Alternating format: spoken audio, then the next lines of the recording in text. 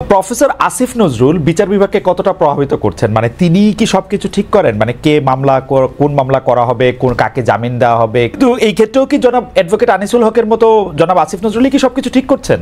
আমরা তো বলছি যে সকল ধরনের অপরাধ, গুম, খুন আমরা গত সরকারের আমরা বিচার করব এবং সেই বিচার করার ক্ষেত্রে আমরা বলছি যে 15 জুলাই থেকে ছাত্র জনতার যে আন্দোলন, সেই আন্দোলনের মধ্যে থেকে অনেক কিছু ঘটনা ঘটেছে। সেই ঘটনার ক্ষেত্রে কিছু ঘটনার দায়মুক্তি দেওয়া হয়েছে, কিন্তু দায়মুক্তিটা এক্সটেন্ড করা হয়েছে 8 আগস্ট পর্যন্ত। সেই সময় অনেক পুলিশ বাহিনীর সদস্য মারা গেছেন, অনেকে মারা গেছেন, ছাত্রদের মধ্যেও কেউ কেউ মারা গেছেন। এটা ঠিক হয়েছে কিনা? পরবর্তী বিচার বিভাগে এটা মানে বিচার কার্যক্রমে এটা প্রভাব বিস্তার করবে কিনা, এটা ছিল হচ্ছে আমার প্রশ্ন। জি জি জি, আমি তো বললাম আমার মনে হয় না ওটা হয়তো দেয়া, মানে দায়ের মুক্তিটা দেয়া হয়তো উচিত হয়নি, কারণ আমি বুঝতে পারছি যতটুকু আপনার প্রশ্নটা।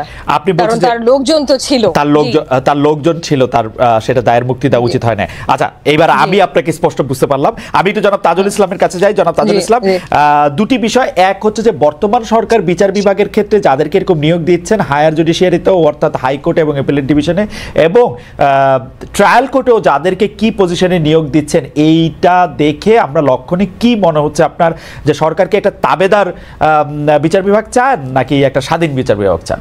অভিজ্ঞতার অভাব আছে, সেই অনভিজ্ঞতার কারণে কিছু কিছু ক্ষেত্রে তারা ভুল করছেন।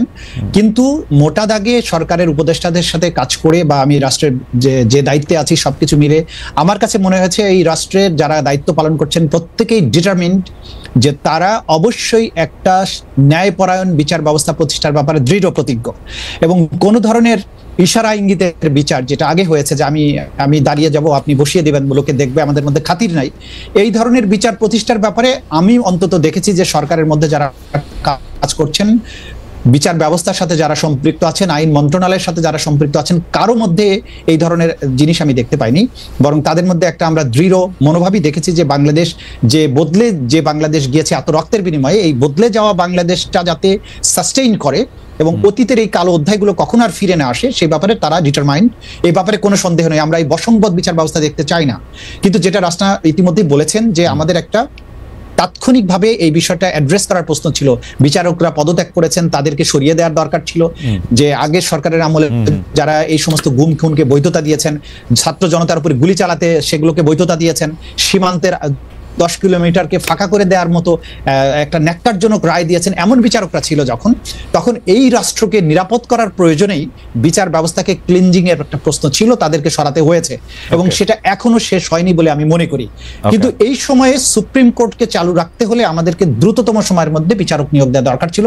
সেই নিয়োগ তারা দিয়েছেন কিছুটা, এবং সেই নিয়োগ দেওয়ার ক্ষেত্রে কোনো ক্ষেত্রে হয়তোবা দু একটা ভুল ভ্রান্তি হয়ে থাকতে পারে, দু একটা নিয়োগের ব্যাপারে প্রশ্ন থাকতে পারে যে এটা না দিলে ভালো হতো, কিন্তু এইটা কিওর করার সুযোগ সামনে আছে।